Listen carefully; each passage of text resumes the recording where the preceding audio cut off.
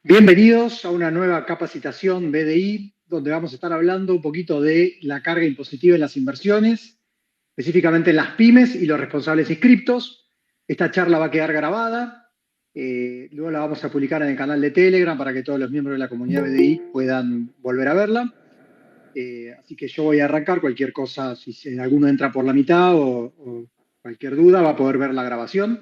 Tenemos una hora que vamos a ver un montón de información, muchas cosas. Vamos a contestar algunas preguntas que estuvieron enviando ya en el formulario de inscripción y vamos a dar un espacio para que también puedan ir ustedes haciendo todas las preguntas que tengan. Si alguna duda que tengan en algún momento de algo que estamos hablando, mándenlo en el chat. Alguno de los chicos del equipo de BDI va a ir contestando y si no en el medio hacemos una pausa y vamos contestando algunas preguntas y si alguno se anima a prender la cámara y también participar, está más que invitado.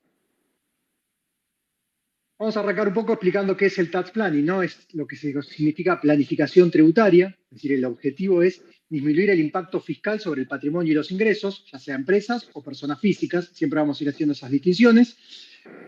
Hoy en Argentina quizá a veces está mal visto la parte de tax planning, planificación financiera, se lo considera como si fuese evasión o elusión, cuando en realidad es buscar las soluciones legales para rediseñar las inversiones y aprovechar la cantidad de leyes y normas existentes para armar un esquema tributario óptimo, que es muy diferente en cada actividad, no solamente si es una pyme, inclusive en qué tipo societario y en qué rama y qué actividad se encuentra cada uno. Requiere un análisis bastante exhaustivo. Generalmente este análisis llega en un momento posterior a que ya está formalizada la empresa o por ahí a veces antes de pensar si me conviene hacer una SA, SRL, SAS, sociedad de hecho, ahora llamada sociedades simples, o ser responsable inscripto, generalmente uno no se para a hacer lo que es una asesoría, un tax planning, diseñar de acá para adelante. Ese es uno de los primeros problemas que vemos siempre de que los problemas vienen por no haber hecho una planificación con anticipación. Entonces, bueno, la tax planning es esto, es aprovechar al máximo todas las opciones que hay de cada legislación que hay. Imagínense la cantidad de normas, desde que salió la ley del impuesto a las ganancias hasta ahora hubo 380 modificaciones a la ley y 430 modificaciones al decreto reglamentario. Y a su vez ahora estamos en pleno cambio, que calculo que en este mes de marzo se va a modificar por completo toda la ley de impuesto a las ganancias, bienes personales y monotributo. También existen ciertas lagunas, zonas grises, que son para aprovechar. Vamos a ver algunos ejemplos concretos de eso. Entonces, bueno, el problema de una incorrecta planificación impositiva puede llevar a un aumento, que a veces es muy significativo, de los costos, o en el caso de las inversiones, que algunas inversiones que una vez que pasaron por la licuadora impositiva en la que vivimos en Argentina, dejan de ser rentables. En algunos casos, los impuestos son los aspectos claves a tener en cuenta al momento de realizar una operación, y esto es principalmente lo que le pasa a las pymes con las operaciones financieras, que una vez que cuando uno se da cuenta de todo lo que tiene que pagar después, ¿por qué? Por diferencias de cambio, diferencias de resultados por tenencia, ahora vamos a ver qué es un poco todo eso, dicen, che, pero esto no me convenía hacerlo así, me convenía hacer este otro esquema y evitar toda esta carga tributaria. Acá siempre arrancamos, cuando damos estas charlas por ahí de impuestos, con estas tablitas que vamos a ir viendo de acuerdo a 3 situaciones: monotributo, responsable inscripto y sociedad. Sociedad de todo tipo. De ahí vamos a ver cómo el impacto impositivo va cambiando en cada uno. Bueno, como decíamos, ¿no? Vamos a ver todo lo que es el impacto impositivo que tiene tanto un monotributista, responsable inscripto o sociedad. Dentro de sociedad vamos a ver todas las sociedades que hay, que es sociedades que no sean sociedades de hecho o sociedades simples, que es como dos responsables inscriptos que se juntan. Después lo vamos a ver. Supongamos que uno vende 100.000 pesos por mes. Los costos fijos, acá vamos a ir viendo cuáles son los costos fijos y lo que vamos a ver acá es cuál es la incidencia que tiene sobre las ventas. Fíjense que en el monotributo, facturando 100.000 pesos por mes, la incidencia sobre ventas es el 15%, responsable inscrito un 67% y una sociedad el 99,9%. Sin IVA, para el caso de cuando uno puede trasladar el IVA, porque el IVA es el impuesto al valor agregado, si te facturo 100 es 100 más IVA. En algunas actividades uno lo puede trasladar, pero generalmente los que venden al público o que por ahí se mueven en lo que es servicios y no bienes, es muy difícil trasladar el IVA, entonces la incidencia sobre ventas pasa a ser la anteúltima fila y no la última. Fíjense lo que es la incidencia, ¿no? Vamos a ir viendo, si supongamos ahora que las ventas son 500.000 pesos por mes, ya la incidencia impositiva en el monotributo empieza a bajar porque hay ciertos costos que son fijos. Acá no hablé esto, pero bueno, el monotributo es un componente fijo que uno paga todo, IVA, ganancias, seguridad social, autónomos, todo junto se paga en este monto fijo. Los que son sociedades o responsables inscritos tienen que pagar autónomos, que es su aporte jubilatorio, y después van a pagar el IVA, el 21% de las ventas. Algunos quizá lo puedan trasladar o no, como hablábamos al principio, y después hay impuestos distorsivos, que son ingresos brutos, tasas municipales. Ingresos brutos arranca en el 3,5%, pero termina siendo mucho más alto, en algunos casos hasta el 8%. Hay algunas actividades que los ARBA, por ejemplo, los castiga porque las considera especulativas. Por ejemplo, todo lo que es inversiones financieras o seguros. Ellos tienen una alícuota del 8%. Alquileres comerciales, 5%. Construcción, 5%. Inclusive, algunas empresas que por montos de facturación pasan del 3,5% al 4% y al 5%. Pero para ser, digamos, más benévolo, arranquemos con el 3,5% en la escala. Supongamos con ese 3,5% y todos los municipios cobran una tasa municipal que es más o menos el 1%. Y después el impuesto a las ganancias, que en las personas físicas es escalonado entre el 7 y 35%, y en las sociedades es fijo, 25, 30 o 35, de acuerdo al monto total del resultado neto. Eso hace que, veamos las últimas dos columnas acá donde estamos, lo que es perdón, que estaba justo aceptando a alguien más, lo que es la incidencia. El monotributo ya baja a ser 6,45, un responsable inscrito 32, pero una sociedad 60. Después hay que agregarle a la sociedad los costos administrativos que tiene, que son altísimos, además de los costos de constituirla, que ahora después también lo vamos a ir viendo. Supongamos que sube la facturación, ahora yo facturo 800.000, la incidencia del monotributo, 6,83, 38 para un responsable inscrito, empieza a bajar para la SA, 56%. Supongamos ahora que facturo 1.000.000, el monotributista ya no puede facturar 1.000.000 porque el tope máximo son 11 millones, 11.900.000, con 1.000.000 ya te pasaste, en promedio mensual. El responsable inscrito tiene un 46% de incidencia de impuestos sobre ventas y la SA 55%. Hay un punto donde, acá justamente, donde ya pasamos a facturar 5 millones de pesos por mes, donde fíjense que ahora la sociedad paga menos impuestos que el responsable inscrito, a diferencia del punto anterior.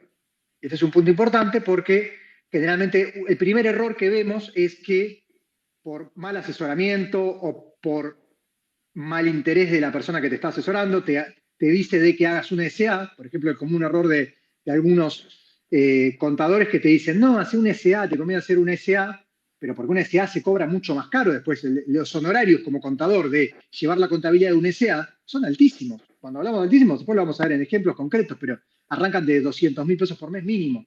Una SRL un poquito menos, un responsable inscrito por ahí 100.000, y un monotributista, bueno, nosotros no trabajamos con monotributistas, no sé, pero debe ser 15.000 pesos. El que te tiene que decir cuál es tu esquema societario es el negocio. Y si hay 3 esquemas donde empezás pagando menos en cada uno, empezá por lo mínimo, empezá como monotributista, después el negocio te va a pedir irte a responsable inscripto y después el negocio te va a pedir irte a SA. Pero aprovechá los esquemas tributarios simplificados que hay mientras tanto, salvo que me digas, no, mirá, yo tengo que hacer un SA porque es una licitación que la tengo asegurada y entran solamente sociedades anónimas. Bárbaro. ahí sí hacemos una SA. Pero si no, primer error, entender todos los regímenes impositivos que hay, que en este grafiquito acá, ventas 800.000 se ve perfecto, hasta 800.000 pesos por mes de facturación, te va a convenir un monotributo, 1.000.000 te va a convenir, fíjense acá, responsable cripto, tu incidencia va a ser menor que el de una sociedad, pero ya si estás facturando 5 millones de pesos por mes, te va a salir más barato hacer una sociedad. Primera conclusión del momento, conviene hacer una sociedad a determinado monto. Que como vemos, ese monto quizá uno hace un análisis y puede saber lo que va a facturar, pero uno desde que abre el negocio no factura el primer día 5 millones.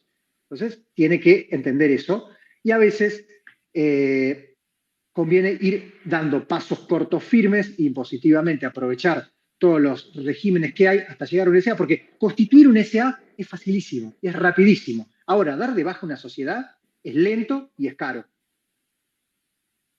¿Qué pasa con la ganancia de la sociedad? Dijimos, bueno, llega un determinado monto que el mismo negocio te va a ir llevando, o tu actividad, a medida que aumente la facturación, te va a decir, che, bueno, ahora conviene hacer una sociedad. Voy a pagar menos impuestos, porque como vimos en la última foto, termino pagando una incidencia 51% contra 60% de responsable cripto, pero acá el gran problema que voy a tener es que la ganancia quedó adentro de la sociedad.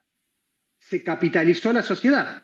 Si yo después quiero comprarme un auto, una casa, irme de viaje, no voy a tener cómo poder justificarlo. La plata está adentro de la sociedad. Entonces, ¿qué pasa con la ganancia de la sociedad? Después de que pagó el impuesto a las ganancias, que en las sociedades es escalonado, Gerardo, por favor, apaga el micrófono, es escalonado entre el 25, 30, 35, de acuerdo al monto del resultado neto, quedó adentro de la sociedad, en una cuenta que se llama resultados no asignados. En esa cuenta, la ganancia después, la empresa tiene que decidir qué hace.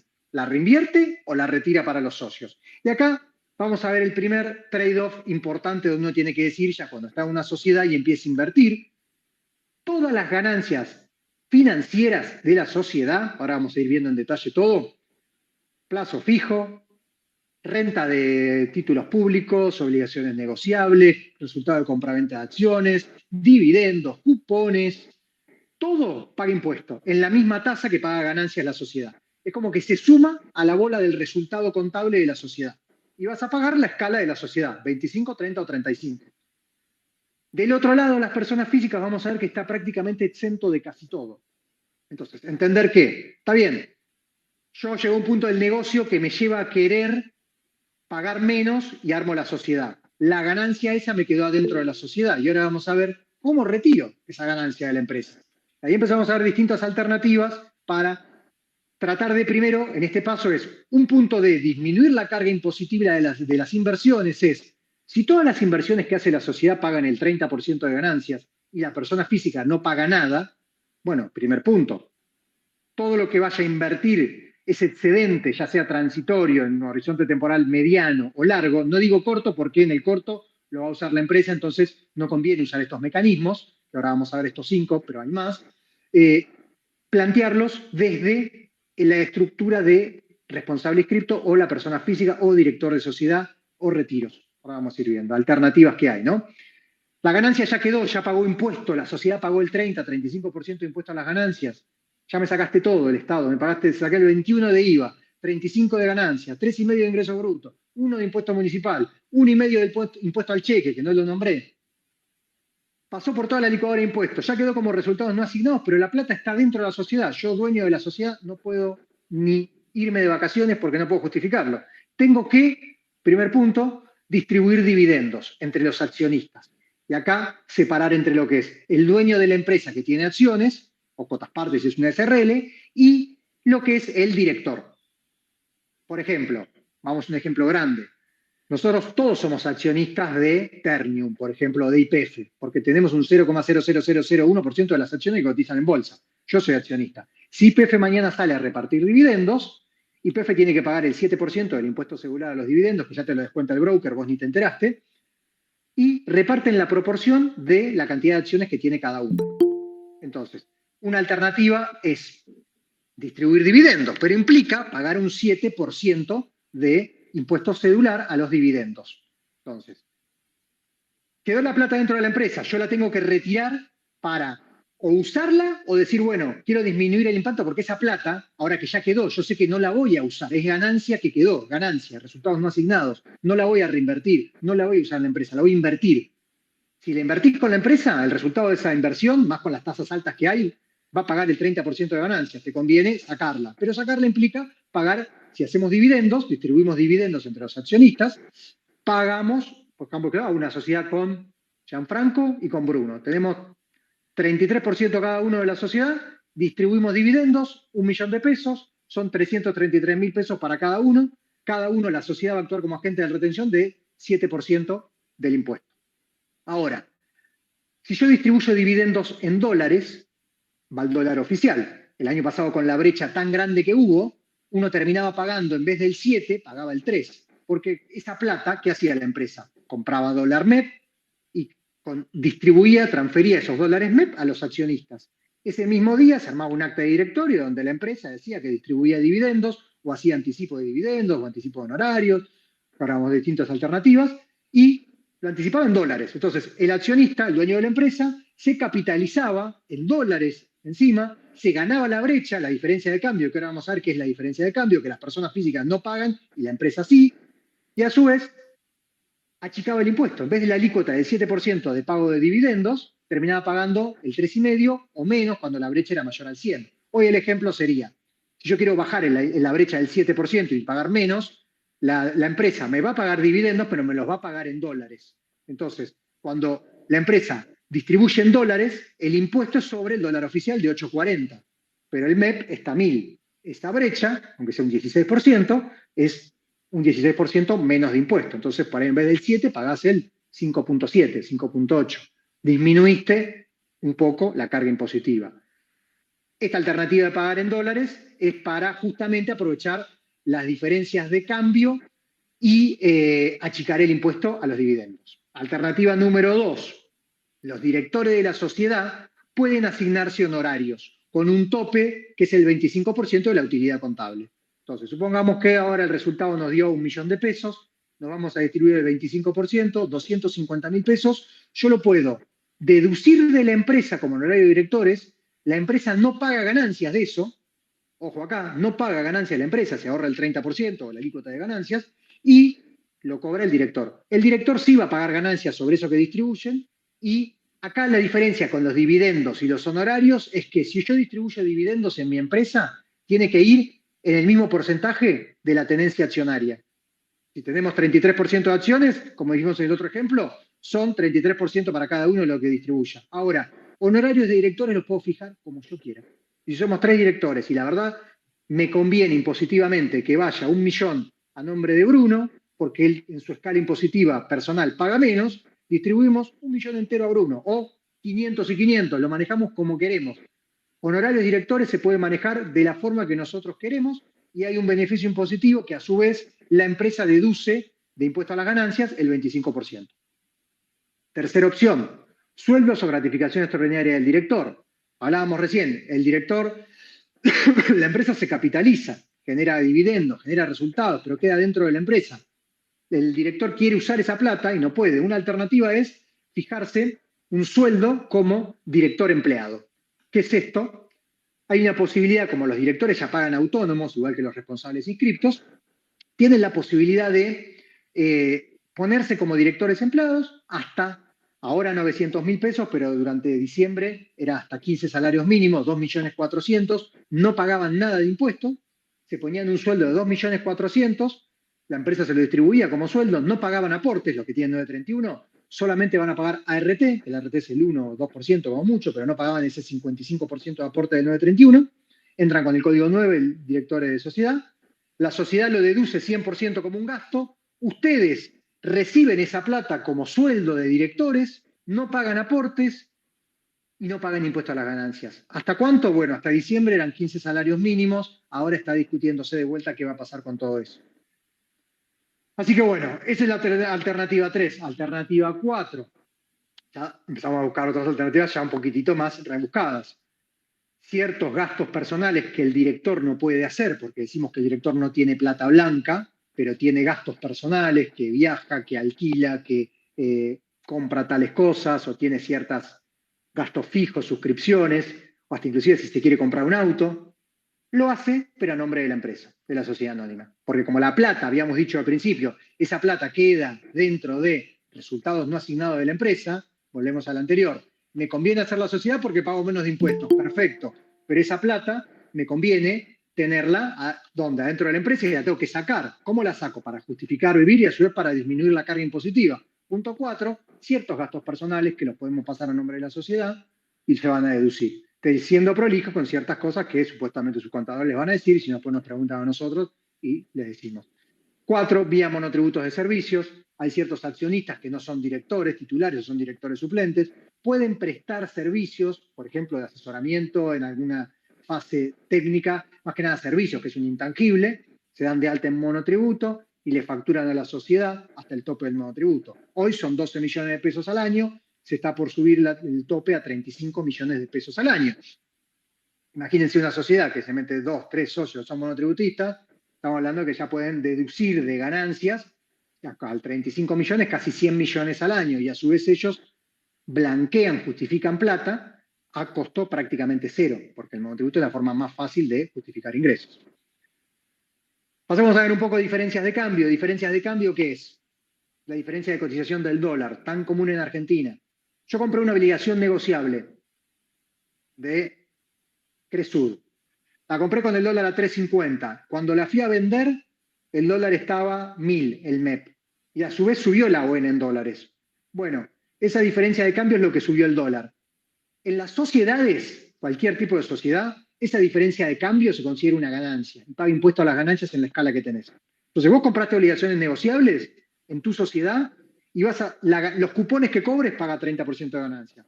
La ganancia del resultado de compra-venta paga, porque si subió la ON. Y encima, si subió el dólar, también paga impuestos sobre eso. Las personas físicas, las diferencias de cambio están exentas.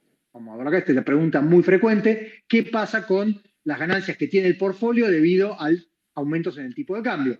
Personas humanas, sucesiones indivisas, está todo exento, va todo a costo histórico.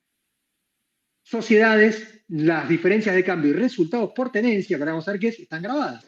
Diferencia de cambio que dijimos, si yo compré y subió el dólar y lo vendí, o no lo vendí, simplemente subió el dólar, tuvo una diferencia de cambio. Y esa diferencia de cambio paga impuesto a las ganancias. Resultado por tenencia, ¿qué es? Vamos a vuelta al caso de la empresa. Yo tengo mi empresa que cierra ejercicio fiscal el 31 de diciembre, como la mayoría. Compré ONs en julio a 400. Llegó diciembre, no las vendí y valen 1.000. Compré a 400, valen 1.000. Tuve 600 de ganancia, que es resultado por tenencia. Esos 600 de esa ganancia de resultado por tenencia, por más que no lo vendí, como las sociedades van por lo devengado y no por lo percibido, se devengó una ganancia y para el fisco, o sea, para FIP, corresponde pagar impuesto y vas a pagar el 30% de algo que no tenés. Porque suponete que el 31 de diciembre pagaste porque estaba 1.000 y el 15 de enero bajó y vale 700. Vos tuviste que pagar impuesto a las ganancias por lo que subió y no vendiste, que todavía no tuviste ganancia porque no vendiste, la sociedad paga porque los resultados por tenencia, ya que como van por lo devengado y no por lo percibido, las sociedades pagan. Entonces, cuando empezamos a hacer un poquito el análisis, vemos que ese excedente de pesos, si queda dentro de la sociedad y si lo invierte la sociedad, entra en una licuadora que pagás impuestos por todo, por la ganancia que tengas, por los dividendos, por el resultado de compraventa, por si sube el dólar y por el resultado por tenencia, que es simplemente porque subió la acción, el bono, la ON, lo que sea, y no lo vendiste. Y este es el gran error donde siempre pasa y a nosotros nos vienen cuando ya pasó el problema. Mi asesor no me dijo, mi contador no me dijo, el asesor te dice, no, cuestiones impositivas, hablas con tu contador, el contador no quiere saber nada de finanzas porque todos estos temas los tienen no muy frescos, y en el medio están ustedes que se comen un garrón de pagar el doble o el triple de impuestos por no haber planificado un poquitito esto, porque si se planificaba y se buscaban alternativas ex ante, como siempre decimos, esto no pasa. Si pasa, el impacto impositivo es mínimo.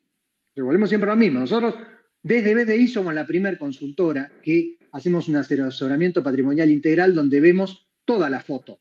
Nosotros vamos a ver la parte de inversiones y la parte impositiva y vamos a asesorarte en base a qué te conviene hacer para optimizar. Porque hoy en Argentina la tasa impositiva es altísima. He escuchado cosas muy graciosas, una hasta que dijo que había que comprar y vender los CDRs, las empresas, vender los CDRs cerca de fin de año, porque si los vendías a pérdida, generabas un quebranto. ¿Qué quebranto? Si no, hay resultado por tenencia, maestro, no hay nada de eso. Bueno, al margen de eso, acá estamos hablando de los quebrantos. Quebrantos es cuando pasa lo contrario. Supongamos ahora, este último mes que bajó el dólar, y vos tuviste un resultado por tenencia negativo. Muy pocas veces pasa eso, ¿no? Una diferencia de cambio negativa porque el dólar bajó, entonces vos compraste a 1000 y lo vendiste a 900, tuviste una diferencia de cambio. Eso te queda como un quebranto a favor, pero para las sociedades son quebrantos específicos. No lo podés compensar con el resultado positivo de tu actividad. Solamente lo podés compensar con el resultado financiero de inversiones que tengas y de la misma especie. O sea, si tuvo un quebranto por inversiones, activos del exterior, solamente con ganancia del exterior, y si tuvo un quebranto por activos de Argentina, solamente con los de Argentina. Así que es bastante específico y, como vemos, cuando uno empieza a mirar la foto y dice, che, me conviene, llega un punto donde dice, me conviene hacer una sociedad, voy a pagar menos impuestos. Sí, pero planifica bien las inversiones porque si no vas a pagar mucho más que si no hayas hecho la sociedad. Bueno, otras alternativas para reducir la carga impositiva. Si tienen alguna duda, pregunta, vayan escribiéndolas en el chat. Una la vamos contestando, que la vayan contestando los chicos, y después vamos a empezar a... acá dice, incluso intereses de mercado pago. Sí, intereses de cualquier cosa. Todo lo que es un interés es una ganancia financiera. Todo lo que es ganancia financiera paga impuestos. La sociedad paga impuestos por respirar, por todo. El responsable inscripto o la persona física tiene un montón de exenciones. Ahora las vamos a ver. Alternativas 1, como dijimos, aprovechar la brecha mientras dure para pagar honorarios, dividendos, inclusive facturar los que pueden en dólares, porque van a facturar al oficial y van a cobrar en dólar, que es al dólar MEP. También hay opciones de usar lo que es anticipos de honorarios para ganarle a la inflación. ¿Por qué? Porque uno puede, las sociedades cierran balance, supongamos diciembre, y al quinto mes se reúne la asamblea y decide qué hace con el resultado no asignado. Y ahí, si decide distribuir dividendos, honorarios, lo hace ahí. Dividendos lo puede hacer en cualquier momento, pero los honorarios es al quinto mes del cierre. Si uno puede hacer anticipos de honorarios, puede mandarse plata gratis, invertirla a la persona física y después va a pagar impuestos, pero va a pagar impuestos un año y medio más tarde, que con la inflación que hay lo licuaste y con la ganancia que generaste, pagaste el impuesto y te sobró. Entonces, aprovechar brecha mientras existe, aprovechar mientras existe la inflación la opción de anticipar honorarios y dividendos para ganar la inflación, ponerse como director empleado de la SA y aprovechar también el monotributo, el que es director, porque generalmente en una sociedad, la sociedad se tiene que abrir solamente con dos socios como mínimo, ¿no? Entonces, uno va a ser director titular y el otro director suplente. El que es director titular que vaya como director empleado, el que es director suplente que vaya directamente como monotributista, buscar una alternativa de algún servicio que le pueda prestar. Los fondos dentro de la sociedad con un horizonte temporal mayor a un año, primero intentar invertirlo la persona física, como decíamos, buscar la forma de, aunque sea cuenta particular socios, existe una función que se llama cuenta particular socios, que uno puede adelantarse plata, es como que tiene una cuenta corriente en las sociedades anónimas entre la sociedad y el socio, los accionistas. Entonces uno puede, si sobró plata en la sociedad y quedó quieta, cuenta particular socios, me envío 15 millones de pesos a mi cuenta particular socios, contablemente es apretar un botón y lo envié a la cuenta particular. La invertí, la moví, lo que sea, y después lo vuelvo a enviar a la cuenta de la empresa. Entonces en el cortísimo plazo se puede aprovechar eso. ¿Qué más? Habíamos dicho analizar la fecha de cierre de balance, y esto es fundamental. Gran error de todos que dicen, o lo hacen a propósito, porque copian y pegan un estatuto y ponen fecha de cierre del balance el 31 de diciembre. Por favor, aprovechá, porque si vos la pones noviembre o enero, recordar que el año fiscal de las personas es el calendario y el de la sociedad no. Y vos podés jugar con eso de decir, bueno, yo distribuyo dividendos, honorarios, un mes antes, un mes después, y lo paga la persona física en junio del año siguiente. Y si a su vez le gané 12 meses más porque el cierre del ejercicio fiscal me conviene, gané un año y medio más. Y de vuelta, con la inflación que hay, me ahorré un montón de plata. Pero como digo, todas estas cosas son ex ante. Hay que analizarlas antes de hacer la sociedad. Igualmente se puede modificar el estatuto y cambiar la fecha de cierre de balance. Es bastante complejo, pero conviene hacerlo antes. Punto 5, aprovechar el blanqueo. Está por salir un blanqueo, después ya estuvimos dando varias charlas, vamos a seguir dando.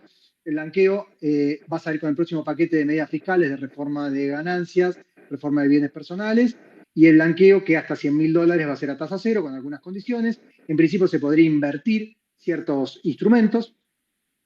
Y si uno retira la plata antes de la fecha límite, que sería diciembre de 2025, paga una cuota que va dependiendo del tiempo que uno entra. Y el punto 6, que es el más importante, punto de equilibrio económico. Y acá siempre, cada vez que viene un cliente nuevo, cada vez que analizamos en una asesoría tax planning, le explicamos esto. ¿Ustedes tienen idea del punto de equilibrio económico impositivo?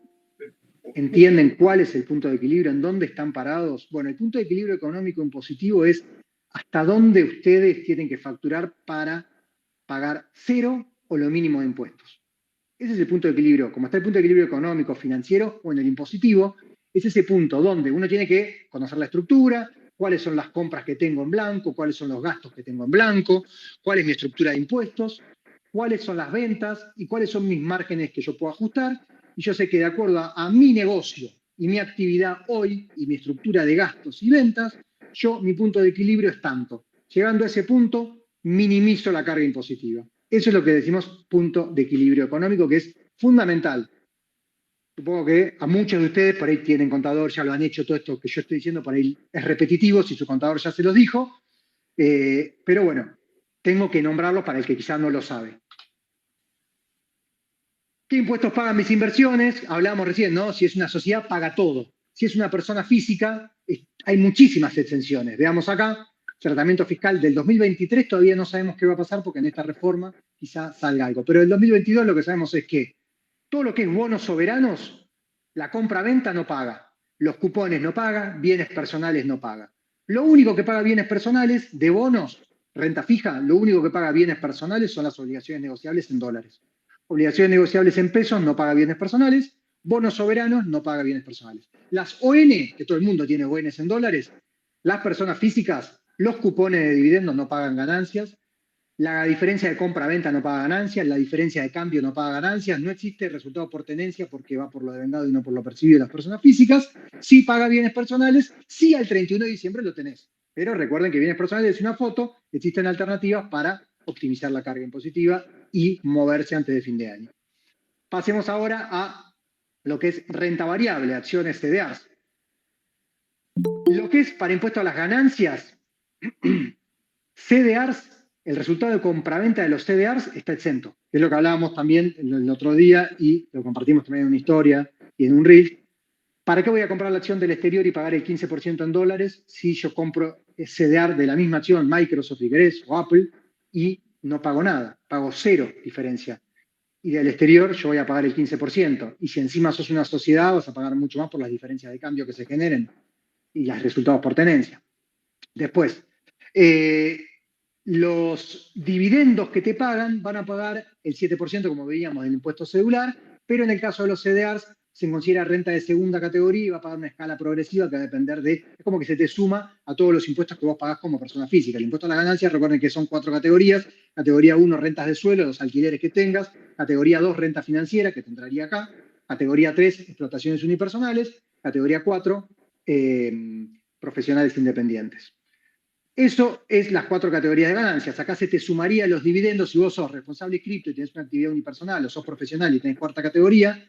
Los dividendos te sumarían a tu escala que estés pagando de los dividendos de los CDRs, que es muy poco lo que uno cobra de dividendo de CDR, muy, muy poco. Y hay un mínimo no imponible anual de 800.000 pesos. Con lo cual, no se hagan problema por los dividendos de CDRs y entiendan que el resultado de compraventa, que ahí hay una gran componente que es diferencia de cambio, lo que sube el dólar cable, no paga impuesto a las ganancias.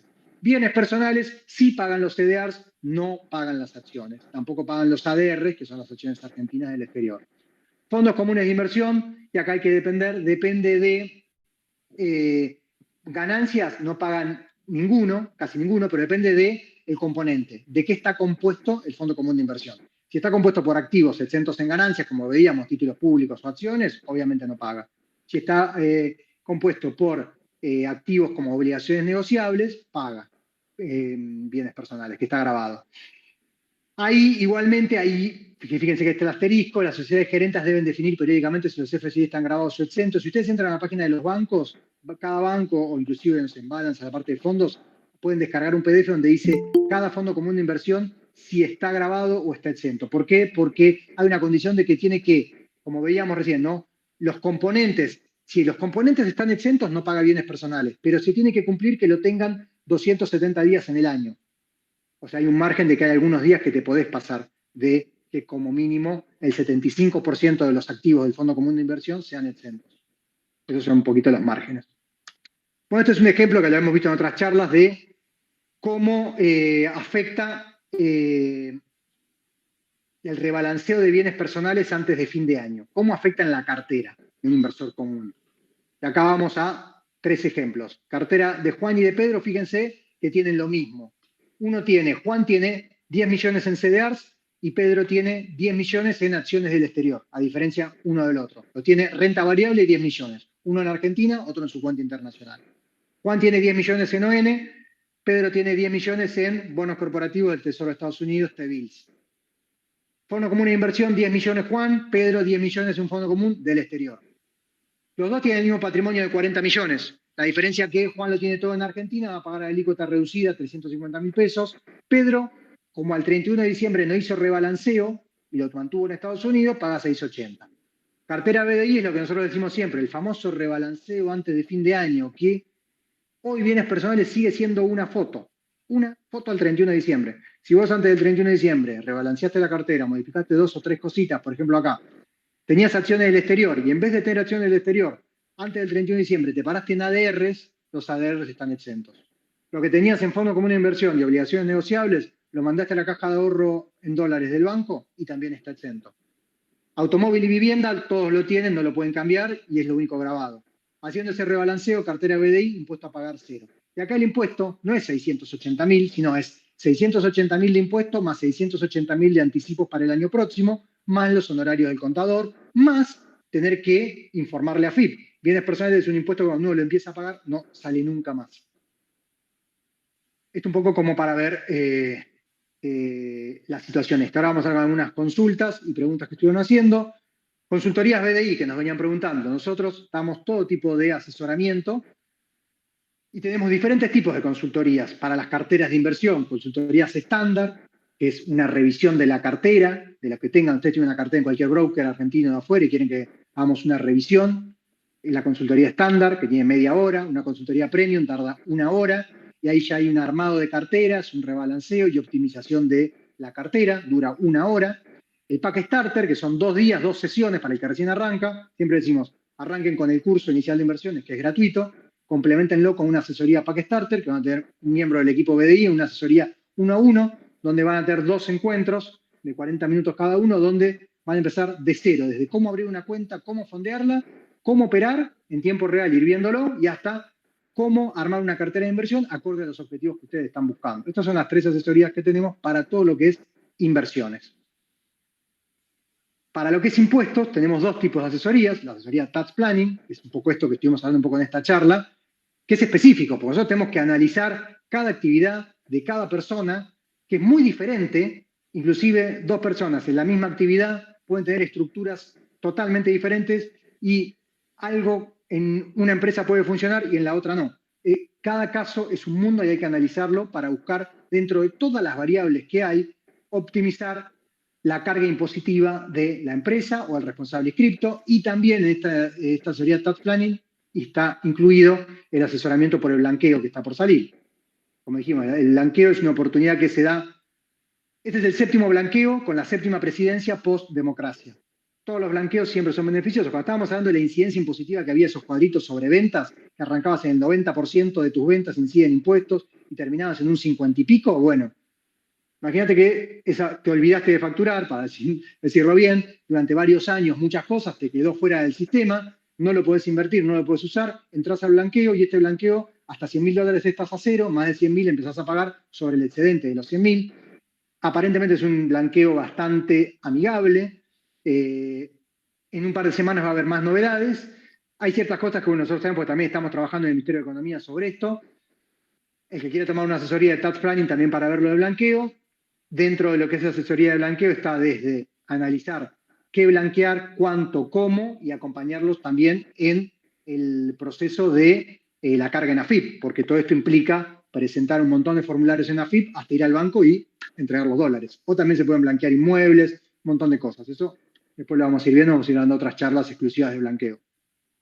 Y la otra alternativa de asesoramiento de impuestos es que damos para los que presentan ganancias y bienes personales todos los años, ahora en el 2023, asesoramiento para la presentación de la declaración jurada de ganancias y bienes personales y también para la forma de optimizar y tratar de no pagar o pagar lo menos posible de bienes personales y ganancias personas físicas. ¿Qué más? Bueno, en el formulario que les dimos hubo muchos que estuvieron haciendo consultas, que algunas consultas están muy buenas y nos gustó como para decir, bueno, armémoslas, compartámoslas, porque seguramente muchos de ustedes están en la misma y tienen dudas parecidas. Entonces, bueno, voy a leer algunas de estas preguntas que estuvieron haciendo con las respuestas y después, si tienen alguna duda más, vayan tirándola en el chat, que las termino de contestar estas consultas y arrancamos por las del chat. Bueno, en el sector agropecuario voy acumulando IVA de retenciones y cuando me hacen devoluciones enseguida al mes siguiente tengo que pagar. ¿Cómo evito eso? Hay una alternativa que si vos sos PYME, podés pedir el certificado PYME en el Ministerio de Producción, que tiene un montón de beneficios. El IVA diferido, por ejemplo, pagar el IVA cada 3 meses más tarde. Y también podés pedir el certificado de no retención de IVA por 6 meses. Retención y percepción. Requisito, tenés que calcularlo bien, entender bien cuál es el flujo impositivo de tu negocio, porque si vos tenés estacionalidad, que en el campo seguramente la tenés, acumulás compras y después no vendés todos los meses parejo promedio como un comercio que vende ropa, que igual tiene estacionalidad de temporada, vas a tener meses que acumulás saldo a favor y para poder pedir el certificado de no retención por 6 meses, vos tenés que los últimos 2 meses, las últimas 2 declaraciones juradas de IVA, tener saldo a favor. Y que ese saldo a favor que tenés sea mayor al promedio de lo que pagaste IVA en los últimos 12 meses. No es tan difícil si uno tiene picos de estacionalidad o, por ejemplo, en el campo. En el campo vos vas a acumular compras, insumos al 21% y si es ganadería, facturás las ventas al 10,5%. Pasa que facturás las ventas todo de golpe, pero durante meses acumulás crédito fiscal, retenciones que te hacen que la perdés esa retención. Y esa retención de IVA vos no te la vas a poder tomar el mes siguiente porque vas a vender cuando liquides la cosecha o cuando el ganado ya está engordado para venderlo. Y durante 3, 4, 5, 6 meses te perdés esa retención, te perdés esa plata. Y el costo financiero con la inflación que hay es altísimo. Alternativa, pedir el certificado PYME, calcular bien tu flujo de fondos impositivos de los saldos de IVA para cuando ni bien tengas 2 meses o inclusive, che, me conviene adelantar compras este mes para que me quede saldo a favor. Entonces, como me quedó saldo a favor, yo puedo pedir el certificado PYME y por 6 meses no me van a retener, ni hablar, te conviene. Pero todo requiere planificación. Se puede pedir, y una alternativa más para el agro, que todos los clientes nuestros lo tienen y es excelente, es dentro del flujo armarlo y a veces conviene, che, juntamos las compras 2 meses, generamos saldo a favor, pedimos el certificado de no retención y por 6 meses nos libramos las retenciones, sí, dale para adelante. Y cada 6 meses lo mismo. Otra pregunta. ¿Régimen de monotributo para exportadores de servicio? Nos preguntaban así, bueno, los exportadores de servicio hasta $12.000 hacen facturas de exportación, o sea que la factura es en dólares. Ellos facturan $1.000 a una empresa tecnológica de afuera, la empresa le envía los dólares y hasta $12.000 al año, o en promedio 1.000 por mes, pueden cobrar en dólar MEP, dólar cash.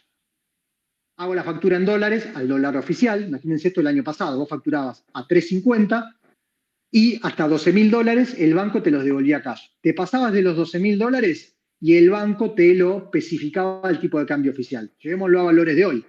Yo tengo que facturar $1.000 por mes, son 850.000 pesos al oficial. Pero la empresa me lo manda por afuera y el banco me da $1.000 MEP cash. Lo meto en la bolsa, lo cambio a MEP, me gané 150.000 pesos por diferencia de cambio. Esa diferencia de cambio en las personas físicas está exenta, en las sociedades paga impuestos. A su vez, las personas físicas, la exportación de servicios está exenta de ingresos brutos. Pero tratar de no pasarte de los $12.000 al año. Tenencias de obligaciones negociables en personas jurídicas, como hablábamos recién, pagan impuesto a las ganancias, que el impuesto a las ganancias va a ser escalonado entre el 25, 30 y 35 de acuerdo a el resultado contable y la fecha de cierre de balance. ¿Por qué Todos los años va actualizando el monto AFIP, pero siempre es retroactivo de acuerdo a la fecha de cierre anterior. Paga impuestos a las ganancias, todo, como dijimos, te pagó cupón la ON, pagás diferencia de compraventa porque ganaste porque subió la ON, pagás diferencia de cambio porque subió el valor del dólar, pagás resultado por tenencia, no vendiste la ON, pero subió de precio y al cierre de tu ejercicio contable pagás. Todo esto en una persona física no paga nada. Otra consulta. Manejo del IVA para sacarle provecho antes del cierre de balance, cría de ganado. Bueno, acá está bueno. Las ventas de ganado es al 10,5, las compras es al 21. Entonces vos vas a tener una estacionalidad que tenés que hacer un manejo eficiente del flujo de los saldos a favor de IVA, porque un saldo a favor de IVA es plata inmovilizada que la perdés. Es como si la inflación el mes pasado fue 20%, en enero fue 26%, 2 meses dejaste quieta la plata en un saldo a favor de IVA y perdiste un 46%, o sea, perdiste la mitad en poder de compra o hasta el poder de compensación de impuestos. Entonces, es importantísimo el manejo del flujo eficiente de saldos a favor. Y para eso hay que tener previsión ex ante y planificación. Como decimos, ¿no? La mejor herramienta nuestra es el flujo de fondos. Manejar un flujo de fondos, no solamente el financiero, sino también el contable y el impositivo. Y en base a eso poder estimar los flujos futuros que voy a tener de saldos a favor y alternativas que hay. Y bueno, llegan, por ejemplo, aquellos que trabajan con el Estado o con algunas empresas grandes, llega fin de mes, hiciste la facturación, le facturaste 35 millones de pesos y el Estado te paga 2 meses más tarde. Bueno, ¿qué hacen? Yo voy a pagar IVA por esa empresa, por esa factura de 35 millones que facturé, pero no la cobré. Bueno, el 31 de diciembre le haces una nota de crédito a esa dependencia del Estado, anulás el IVA débito, no vas a pagar ese IVA, y el primero del mes siguiente lo volvés a refacturar. Ese IVA a favor, ese IVA que tenés que pagar porque el Estado no te lo pagó, se lo trasladaste al mes siguiente. ¿Está bien? ¿Está mal? Bueno, es una cuestión ya que roza el límite de lo ético, pero digamos que el Estado te está caminando tu plata. Impositivamente vos podés hacer una nota de crédito y le anulaste la venta y se lo volviste a refacturar al primer día del mes siguiente. Manejo de compras de los últimos meses y stock de ganado. ¿Por qué? Porque en la ganadería el stock final se evalúa al precio promedio de compra de los últimos 3 meses. Entonces, a mí me conviene tratar de comprar para tener mi factura de compra, que es la base de evaluación de ganado, comprarla lo más bajo posible en valor, ¿no? La especie más baja en kilo, porque mi evaluación final va a quedar sobre ese promedio de los últimos 3 meses o las últimas facturas que tenga. Entonces también, si vos vas manejando tu cierre contable y la evaluación del stock va a depender de esas facturas de compra, también tener eso bien claro. Pero bueno, todo eso amerita una asesoría personalizada y específica porque cada rubro es un mundo aparte y cada empresa también, porque dos empresas iguales, mismo rubro, pero una cierra en balance contable en noviembre y otra en marzo, y bueno, de ahí te juega totalmente distinto, ni hablar si ese es que tiene que liquidar una cosecha del campo de que tenga de algo de granos, porque ahí sí tenés una fecha exacta que tenés que liquidar. Otra consulta. Me voy a tomar un poco de agua porque no paro de hablar hace una hora.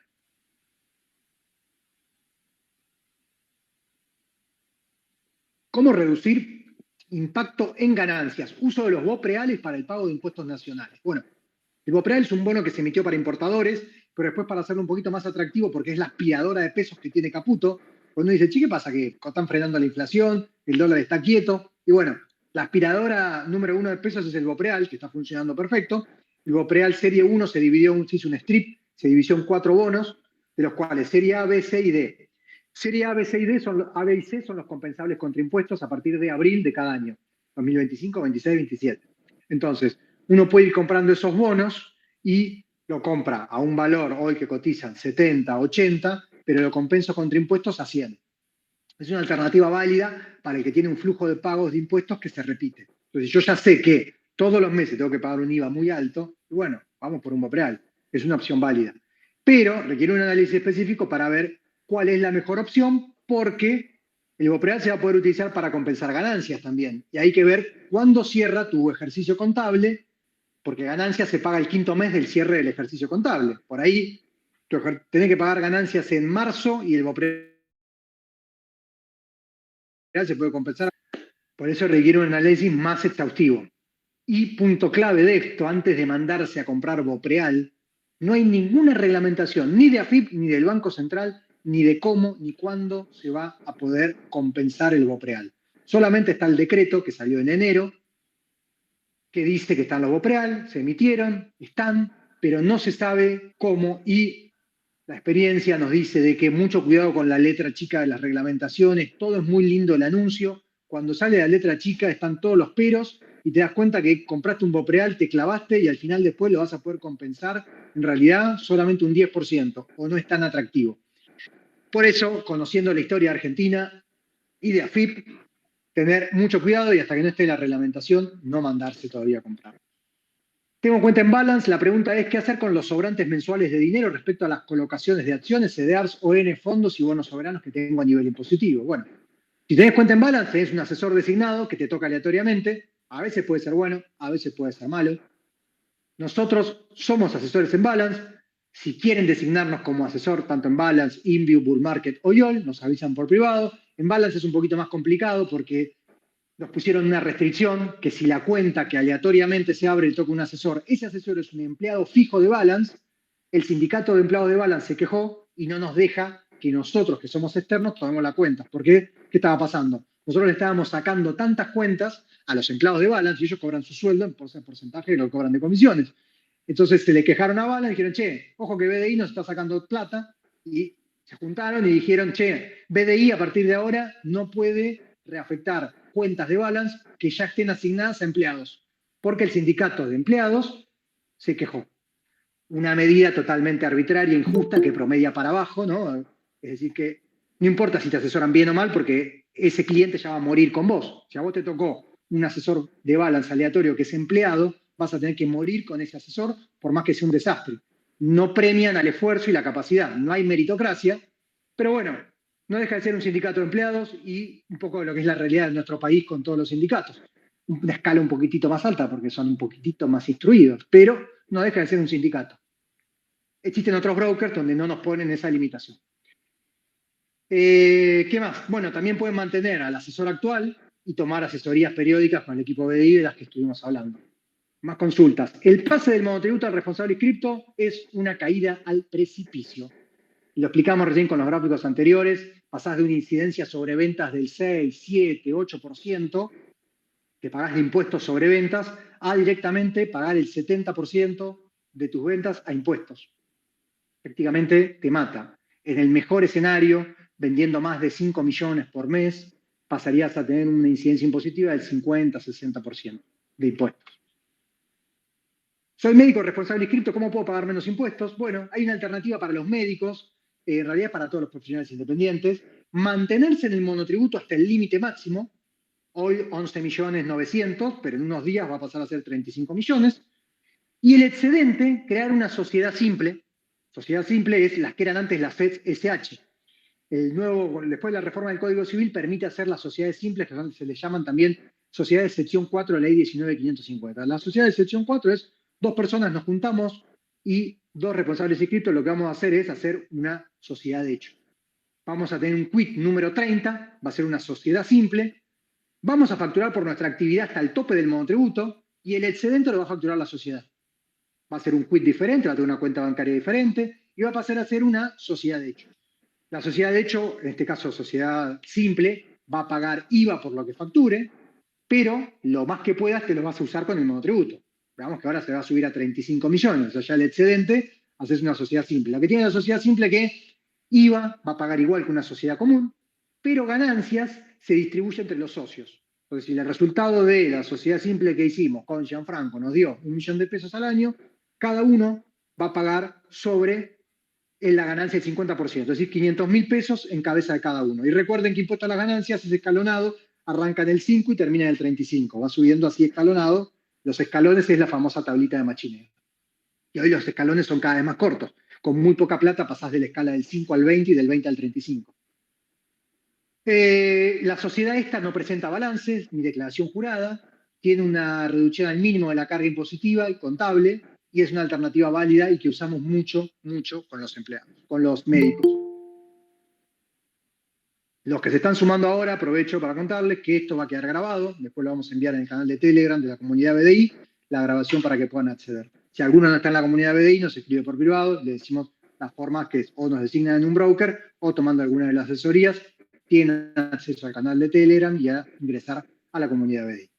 ¿Qué hago con lo que me ingresa en Morocho? ¿Dónde invertirla? ¿Cómo se puede hacer para girarla al exterior? Vamos por partes. Primero, aprovechar el blanqueo. Como dijimos, va a ser el séptimo blanqueo en la séptima presidencia post-democracia.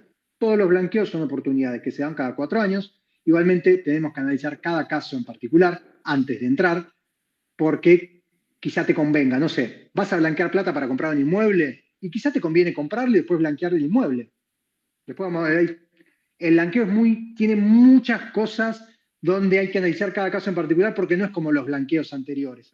Permite blanquear créditos, inmuebles, cosas viejas que tenés, todo, te permite blanquear todo. Pero en ciertos casos quizá te convenga comprarlo y blanquear el inmueble, no blanquear la plata. Requiere un análisis específico de cada caso.